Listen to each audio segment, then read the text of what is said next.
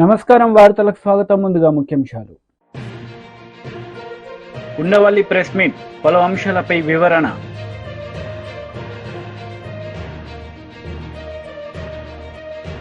TDP leader Gorantla Butchaiah Chowdary press meet, పలు అంశాలపై వివరణ. ఉండవల్లి ప్రెస్ మీట్ నిర్వహించారు. ఈ సందర్భంగా పలు అంశాలపై ఆయన మాట్లాడారు. మాకు 3 లక్షల మెజార్టీ వస్తుంది, 30 లక్షల మెజార్టీ వస్తుందని. కానీ ఆయన ఒక మాట మాత్రం ఆఖరి ఫేజ్ ఎలక్షన్ జరగాల్సి ఉండగా ఒక మాట చెప్పాడు. అది ఆశ్చర్యం అన్నమాట. సాక్షాత్తు మనకు అవతార పురుషులు కూడా ఎవరు చెప్పలే ఆ మాట.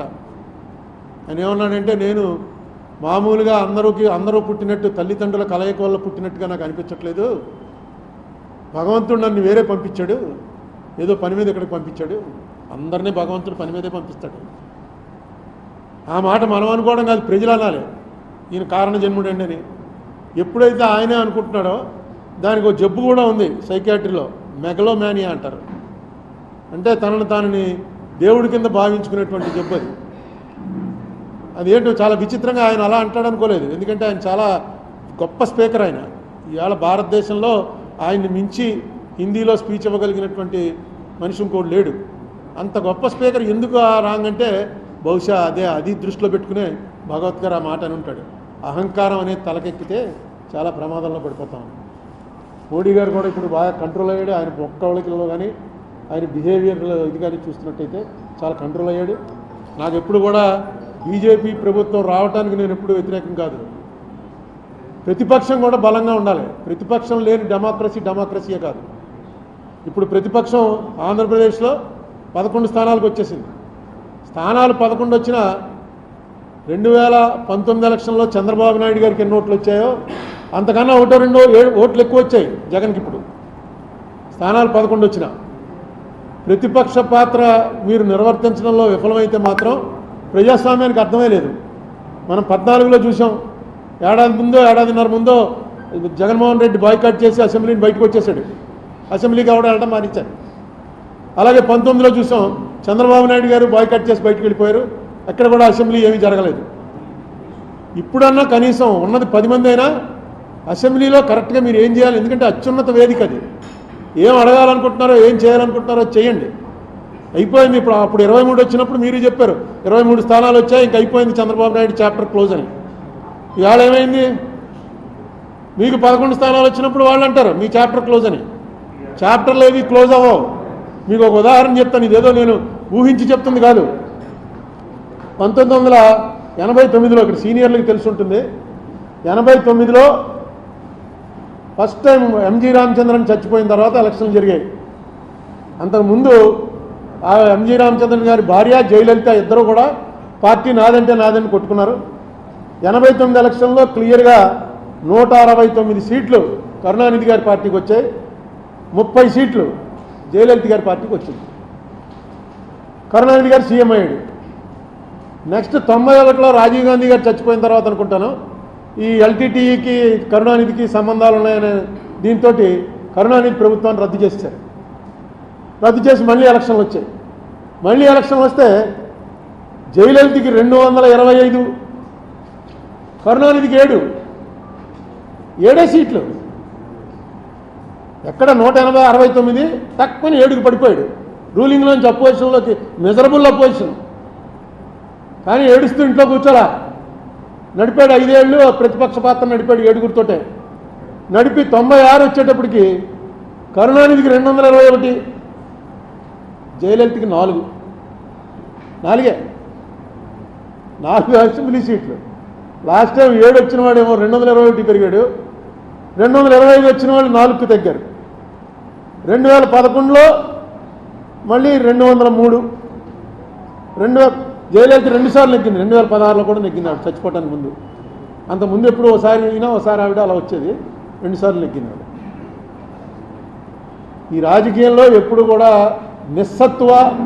నిస్సహాయత ఉన్నవాడు రాజకీయాల్లోకి రావటమే అనవసరం.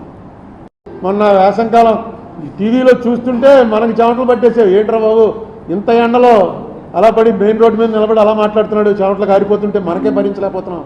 ఏసీ కూర్చుని ఎలా తిరుగుతున్నాడు అంటే ఆ కసి, ఆ రాజకీయం అనేటువంటి ఆ కసి ఉండాలి. నిస్సత్వ తగ్గిపోవాలి. నిస్సహాయత నాకు ఎవడో లేడురా అన్నది ఉండకూడదు. అలా చేశాడు కాబట్టి ఆయన మళ్ళీ రివర్స్ అయింది. ఇప్పుడు జగన్మోహన్ రెడ్డి కూడా మా వాళ్ళని కొట్టేస్తున్నారు, ఇవన్నీ కూడా మామూలుగా జరుగుతూ ఉంటాయి. ఈసారి కొంచెం ఎక్కువ జరుగుతూ ఉండొచ్చు. జగన్మోహన్ రెడ్డి దీనికి మైనస్కి ప్రధానమైనటువంటి కారణం ఏంటంటే ఆయన చేసినటువంటి పనులు కక్షతో చేస్తున్నాడు అని మిడిల్ క్లాస్ జనం నమ్మారు. ఆయన చేస్తున్నటువంటివి రూల్ ప్రకారం చేశాడా, రూల్ ప్రకారం చేయలేదా అని పక్కన పెట్టి, రూల్ ప్రకారం చేసినా రూల్ ప్రకారం కాకపోయినా ఇది కక్ష పట్టి చేస్తున్నాడు అని ఖచ్చితంగా మెజారిటీ ప్రజలు నమ్మారు. ఇంకా ఏ బడుగు బలహీన వర్గాల వాళ్ళ ఓట్లు నీకు వస్తాయనుకున్నావో ఆ బడుగు బలహీన వర్గాల వాళ్ళంతా కూడా రెక్కాడితే కానీ డొక్కాడని జనం. ఆ జనానికి 50 రూపాయల లిక్కరు 200 రూపాయలు దాటిపోతే తాగకుండా ఉండలేని పరిస్థితి అనేక సంవత్సరాల నుంచి అలవాటు చేసాం. సాయంకాలం అయ్యేటప్పటికి ఇంటికి వెళ్ళేటప్పుడు లెక్కర వేసుకుని వెళ్ళడం అలవాటు అయిపోయిన వాళ్ళు ఒక్కసారిగా బడ్జెట్లో మార్పు వచ్చేసింది.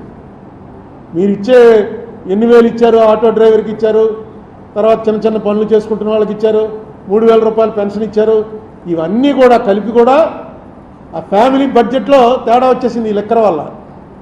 మీకు ఎలక్షన్లు పోవడానికి వాళ్ళకి డైరెక్ట్గా గవర్నమెంట్ తోటి సంబంధాలు ఉండవు. లాస్ట్ టైం కన్నా ఈవేళ బాగున్నావా లేదా, ఎవడు ముఖ్యమంత్రి ఎవడు ప్రధానమంత్రి మామూలు పని చేసుకున్న వాళ్ళకేమీ అది ఉండదు. ఉల్లిపాయ రేటు గురించి ఒక గవర్నమెంట్ పడిపోయింది ఢిల్లీలో, నా బహుశా 70 80లోనో ఉల్లిపాయ రూపాయి ఉండేది 5 రూపాయలు అయింది. అంతే, వాళ్ళకి ఉల్లిపాయ నిత్యావసర వస్తువు తక్కువ ప్రభుత్వాన్ని దించేశారు. అలాగే ఇక్కడ సారా అన్నది ఎంత బలంగా పనిచేసిందంటే అది మొట్టమొదట పాపం ఫస్ట్ ఈ విషయం కనిపెట్టినవాడు ఎవడంటే స్టేట్ లెవెల్ లీడర్స్లో మన రాజమండ్రి ఆయన సోమవీర్రాజు లిక్కర్ రేట్లు ఎక్కువైపోయి 50 రూపాయలకి ఇస్తాం మేము వస్తే అని అంటే ట్రోలింగ్ చేసి తెగదిట్టేశారు సోమవీర్రాజుని. అదే చంద్రబాబు నాయుడు గారు డైరెక్ట్గా మీటింగ్లోకి వచ్చి చెప్పాడు 50 రూపాయలకే మీకు నాణ్యమైన లిక్కర్ ఇస్తాను మేము వస్తే అని. అది పనిచేసింది. సోమవీర్రాజు ఆ ముందే చెప్పాడు అది, ఎందుకంటే అతనికి ముందే వెలిగింది. ఇది దీనివల్ల చాలా ఫ్యామిలీస్లో చాలా ఇబ్బందులు అయిపోతున్నాయి ఆర్థికంగా.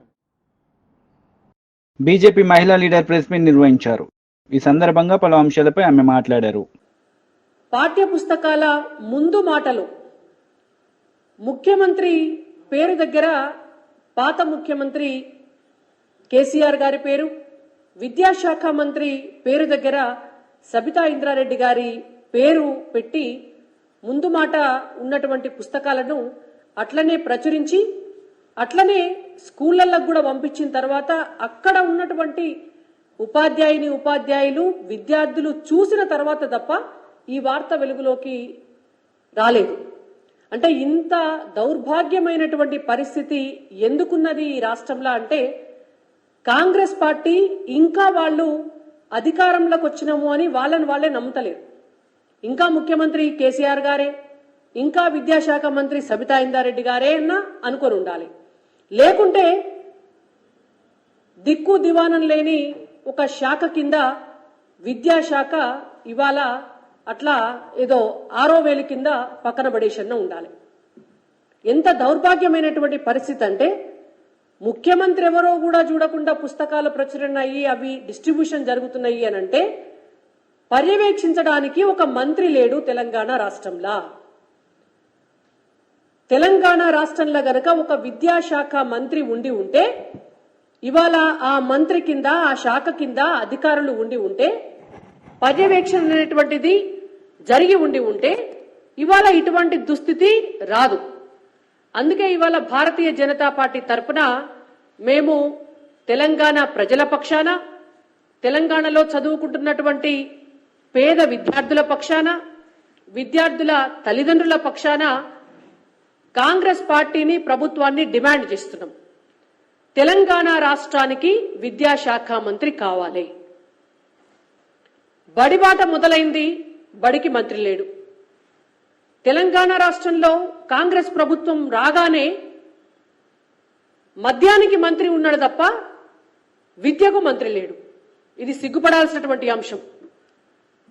మద్యానికి మంత్రిని పెట్టిండ్రు మీరు. కొత్త కొత్త బ్రాండ్లు ఏం తీసుకురావాలి, ఆ బ్రాండ్లల్లో కమిషన్ ఎంత తీసుకోవాలి, టార్గెట్లు ఎక్సైజ్ డిపార్ట్మెంట్కి ఎంత పెట్టాలి, మద్యం ద్వారా ఆదాయం ఎంత పెంచుకోవాలి, ఈ సోయి ఉన్నటువంటి ముఖ్యమంత్రి గారికి మరి విద్యకు, విద్యాశాఖకు కూడా ఒక మంత్రిని పెట్టాలి. పేద పిల్లలకు చదువు చెప్పేటటువంటి శాఖ. ఇవాళ రాష్ట్ర అభివృద్ధి జరగాలి అంటే చదువు కావాలి పిల్లలకు అనేటువంటి సోయి ఎందుకు లేదు అని మేము ఇవాళ డిమాండ్ చేస్తున్నాం. ఎంత దారుణమైనటువంటి పరిస్థితి అంటే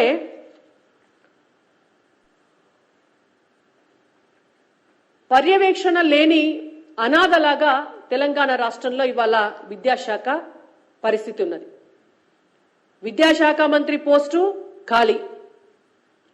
ఎన్నికల సమయంలో రేవంత్ రెడ్డి గారు పదే పదే ఒక గాడిద గుడ్డును నెత్తి మీద పెట్టుకొని, ఒక గంప మీద గాడిద గుడ్డును పెట్టుకొని ఎన్నికల ప్రచారం చేసినాడు. ఇవాళ వాళ్ళ ప్రభుత్వంలో కూడా గదే గాడిద గుడ్డు కనిపిస్తుంది మనకు. మీకు నేను పోస్టర్ రూపంలో చూపిస్తా.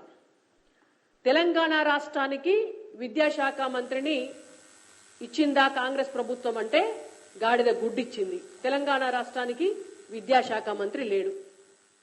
ఆ విద్యాశాఖ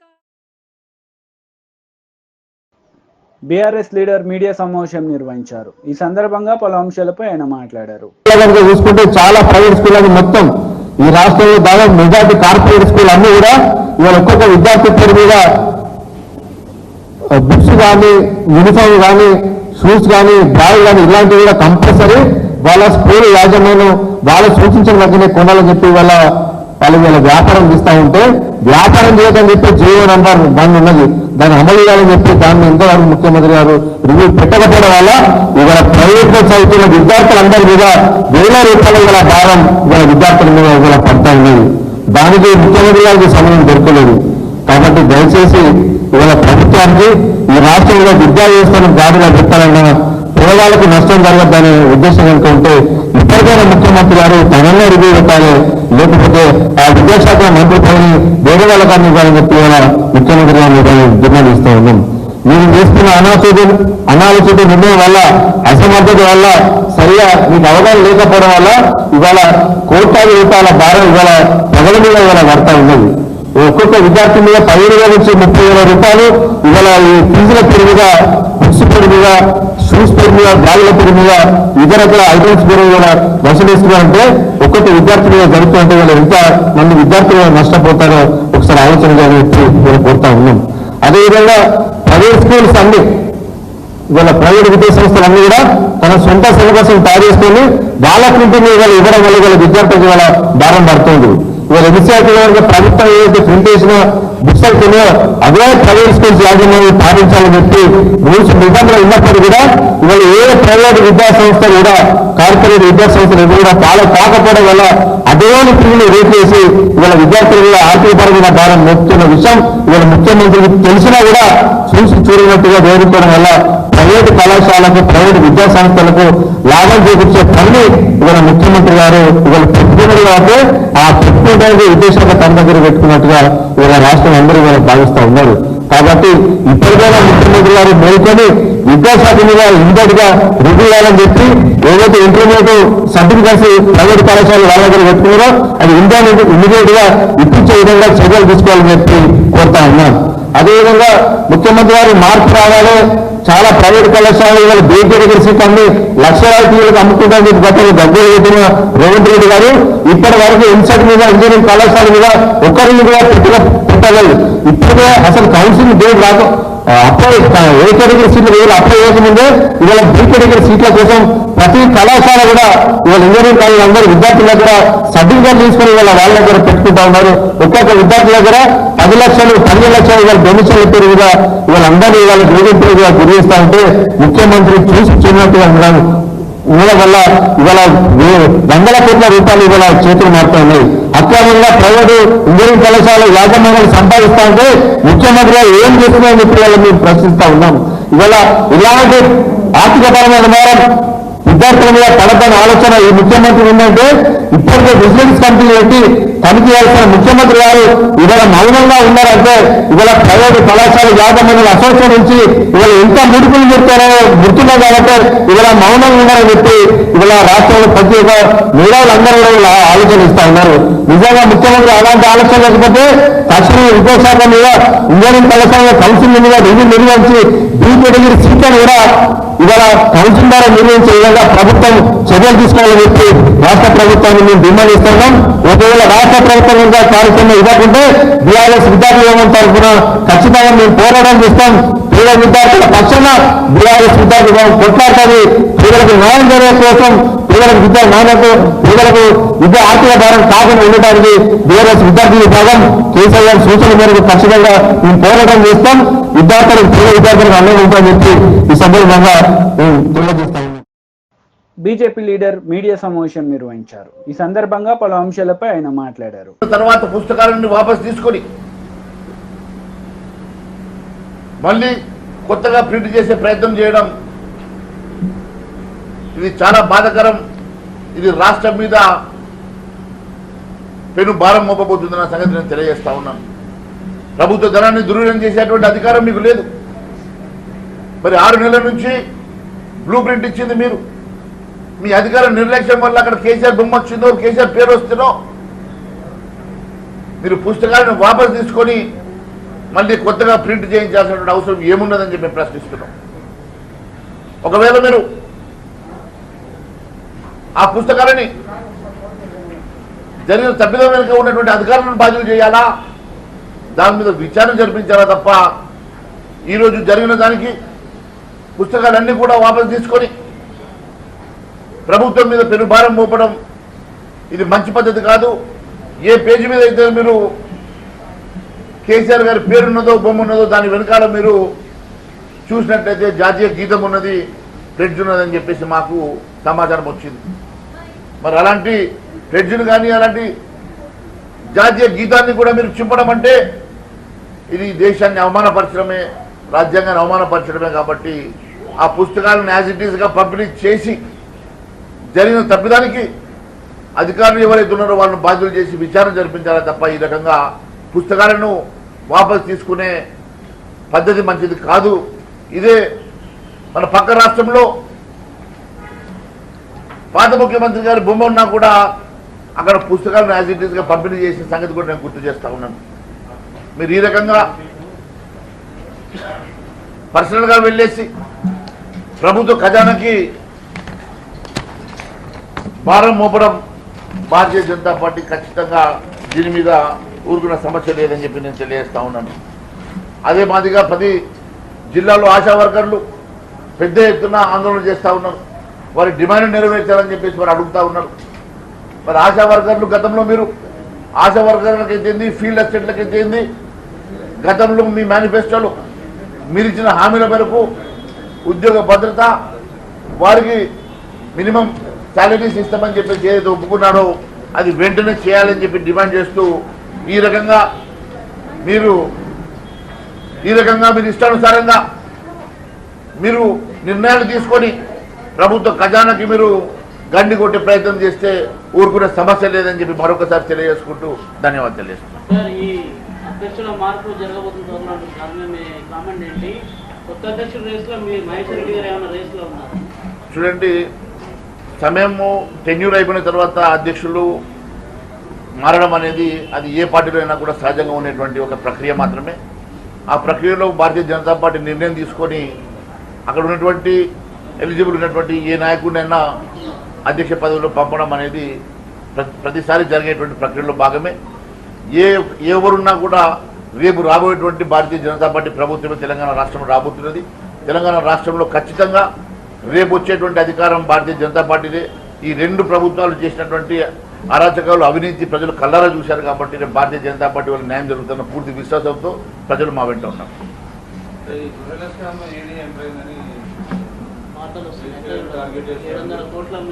చూడండి, స్కామ్ జరిగినప్పుడు, అవినీతి జరిగినప్పుడు, అక్రమాలు జరిగినప్పుడు తప్పకుండా మరి వ్యవస్థలు పనిచేయడం అనేది సహజం.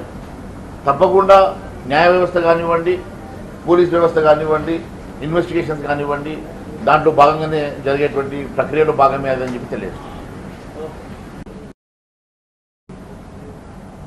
తెలంగాణ రాష్ట్రంలో ప్రభుత్వం ఏర్పడి 6 నెలలు గడిచినప్పటికీ ఇప్పటివరకు ఇచ్చినటువంటి హామీలు నెరవేర్చక 420 హామీలు నెరవేర్చని ఈ ప్రభుత్వం మీద, ముఖ్యమంత్రి గారి మీద 3 రోజుల క్రితం నేను బహిరంగ లేఖ రాసిన సంగతి నేను గుర్తు చేస్తున్నా. మరి ఈరోజు ఇదే ఆంధ్ర రాష్ట్రంలో గౌరవ ముఖ్యమంత్రి చంద్రబాబు నాయుడు గారు అధికారం వచ్చిన కొన్ని గంటల్లోనే 5 హామీలను నెరవేరుస్తూ సంతకం చేస్తే దాంట్లో సామాజిక వృద్ధాప్య పెన్షన్ల 2000 నుంచి 4000 రూపాయలకు పెంపు వారు ఇమీడియట్గా ఇంప్లిమెంట్ చేసే విధంగా సంతకం చేసిన సంగతి నేను గుర్తు చేస్తా ఉన్నాను. మరి అదే తెలంగాణ రాష్ట్రం టీడీపీ లీడర్ మీడియా సమావేశం నిర్వహించారు. ఈ సందర్భంగా పలు అంశాలపై ఆయన మాట్లాడారు. వాళ్ళందరి వాయిస్గా నేను ఉంటానని సవినయంగా మనవి చేస్తున్నాను.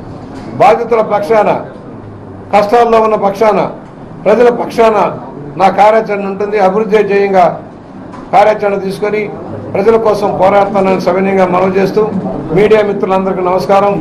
మీరు చేసిన చెప్పాను ఇవాళ ఒకటి అర్హత ప్రాతిపదికగా, గతంలో కూడా తెలుగుదేశం హయాంలో మెరిట్ ప్రాతిపదికగా నిర్ణయాలు జరిగినాయి. ఈ ప్రభుత్వం అన్నింటినీ పక్కదారి పట్టించింది, తప్పుదారి పట్టించింది. యూనివర్సిటీలంతా చెత్త చేసి పారేశారు. యూనివర్సిటీలను రాజకీయ వేదికగా మార్చేశారు. నిష్పక్షపాతంగా వ్యవహరించే విధానం లేదు. తప్పుడు విధానంలో నియామకాలు జరిపోయినాయి. వాటన్నింటినీ కూడా సరిదిద్దుకోవాలి. విద్యాలయాల్ని, వైద్యాలయాన్ని సరిదిద్దుకోవాల్సిన అవసరం ఉంది. వైద్య రంగాన్ని సమిష్టిగా అందరం కలిసి దాన్ని సరిచేసుకోవాల్సిన పరిస్థితి ఉంది. విద్యా వైద్య రంగాన్ని నిర్వీర్యం చేశాడు జగన్మోహన్ రెడ్డి. వాటన్నింటినీ మళ్ళా పట్టాలు ఎక్కిస్తామని సవినయంగా మనవి చేస్తా ఉన్నాం. టీడీపీ నేతలు గతంలో ఇబ్బందులు పెట్టిన అధికారులపై ఎలాంటి తప్పకుండా వేటేస్తాం. వేటేకి తప్పదు. నిష్పక్షంగా ఉండి ఎవరైతే ఉన్నారో అధికార పక్షానికి వంత బలికి ప్రతిపక్షాల గొంతు నొక్కి తప్పుడు కేసులు పెట్టి రఘురామకృష్ణ లాంటి వాళ్ళని లోపల పెట్టి రిమాండ్లో కొట్టారంటే, ఒక పార్లమెంట్ సభ్యుడిని కొట్టాడంటే దిక్కులేదంటే ఏదో ఆలోచించలేదు. ఒక అచ్చెన్నాయుడు గారు ఆపరేషన్ చేయించుకుంటే ఆపరేషన్ థియేటర్ నుంచి లాక్కుపోయారంటే ఎలాంటి పరిస్థితులు మనం చూసాం. చంద్రబాబు గారు విశాఖపట్నం వస్తానంటే రాకూడదు అంటాడా? పవన్ కళ్యాణ్ గారు విజయవాడ వస్తానంటే రాకూడదు అంటాడు. ఇది జాగిద్దార్ అని ముందే చెప్పా. ఇలా తాతగారి జాగిద్ది గారు ముల్లె కాదు. ఒక రోజు ఉంటుంది, ఆ రోజున మీరు అనుభవిస్తారని కూడా చెప్పాం. అది వాళ్ళ నిర్ణయం నిజమైంది. 24 పేర్లు పూర్తి అయిపోయాయి. 25వ పేరు బుచ్చి చౌదరి కోసం అట్టే పెట్టారంటారా? ఏం కాదండి, దాని గురించి ఆలోచించొద్దండి. అంటే 7 సార్లు మీరు గెలిచారు, అందరూ ఆశించారు. ఈసారి తప్పేం లేదండి. అనుభవం వ్యక్తి సమర్థంగా ప్రభుత్వానికి కష్టకాలంలో కూడా ఎదురించి మొన్నటి ఎన్నికల్లో గెలిచిన వ్యక్తి ఈసారి మంత్రి పదవి వస్తుందని చాలా మంది ఆశపడ్డారు. వాళ్ళందరూ నిరాశపడ్డారు. సరే, తప్పేముంది. ప్రభుత్వం వాళ్ళ ప్రయారిటీస్ ఉంటాయి, ఈక్వేషన్లు ఉంటాయి, సర్దుబాట్లు ఉంటాయి. దాని గురించి మనం మాట్లాడగలరా? నేను ఆశించాను, మీరు ఆశించారు, అనేక మంది లక్షలాది మంది మిత్రులు ఆశించారు. సరే, 42 ఏళ్లుగా ఏ పదవి ఉన్నా లేకపోయినా ఎమ్మెల్యేగా ఆ గుర్తింపు చాలు. బుచ్చి అనేవాడికి ఒక గుర్తింపు ఉంది రాష్ట్రంలోనూ, దేశంలోనూ, ఎక్కడైనా. ఇది దేశ విదేశాల్లో. దాని ప్రకారం పని చేసుకుంటూ వెళ్ళిపోతాం. పదవి ఉంటేనే పని చేస్తాం, పదవి లేకపోతే పని. ఎమ్మెల్యే పదవే కదా, ఆ పదవి ద్వారా పని చేస్తాం. అధికారంలో రాగానే వైసీపీ నేతలపై దాడులకు పాల్పడుతున్నారని చెప్పేసి టీడీపీ వాళ్ళు ఆరోపణలు చేస్తారు. సరే, నిన్న మొన్న సంఘటనలు చూశారు. తెలుగుదేశం వాళ్ళని సావగొట్టారు కదా. సావగొట్టినేమో తెలుగుదేశం వాళ్ళ బూతులు తిట్టిన వాళ్ళు సంకలో పెట్టుకుని ఊరేగిన జగన్మోహన్ రెడ్డి నీతులు చెప్తాడా? తాడేపల్లి ప్యాలెస్ ప్రజల్లోకి వచ్చావా? మంచిదేనే, రాళ్ళు చెప్పులు వేస్తారు అంతే. నువ్వు చేసే నిర్వాహకానికి రాళ్ళు చెప్పులు పడతాయి. ఆయన ఎక్కడుంటాడు? 5 ఏళ్ళకి జైల్లో ఉంటాడు. చెంచల్గూడ జైల్లో, రాజమండ్రి సెంట్రల్ జైల్లో ఉంటాడు. తెలియదు కదా. తండ్రి నట్టు పెట్టుకుని దోచింది కొంత అయితే, ఈ 5 ఏళ్ళలో దోచుకుంది 10 రెట్లు ఎక్కువ. వీటన్నిటి మీద సమగ్ర విచారణ జరుగుతుంది. శిక్ష తప్పదు, దోషులకు శిక్ష తప్పదు. దానిలో జగన్మోహన్ రెడ్డి హత్యా రాజకీయాలకు పాల్పడ్డ వ్యక్తి, దోపిడీకి పాల్పడ్డ వ్యక్తి ఇంకా ప్రధాన అర్హుడు శిక్షకి. గోదావరి జిల్లాలో అధికారంలోకి రావడానికి కూటమి చాలా కష్టపడ్డారు. గోదావరి జిల్లాల మీద ఎక్కువ ప్రజలు ఫోకస్ పెట్టారు. అలాంటి గోదావరి జిల్లాలో చాలా మందికి మంత్రి పదవులు దక్కలేదు. యువ నాయకులకు సంబంధించి సుభాష్ కానివచ్చు, లేదా కొత్తగా ఇప్పుడు దుర్గేష్ కానివచ్చు, అలాంటి వచ్చినటువంటి అంటే సీనియర్లకి మిత్రపక్షాల ధర్మం, మిత్ర ధర్మంలో సీట్లు సర్దుబాటు, మంత్రి పదవులు సర్దుబాటు. ఎందుకంటే బీజేపీ వార్తలు ముగించే ముందు ముఖ్యాంశాలు మరోసారి. ఉండవల్లి ప్రెస్ మీట్, పలు అంశాలపై వివరణ.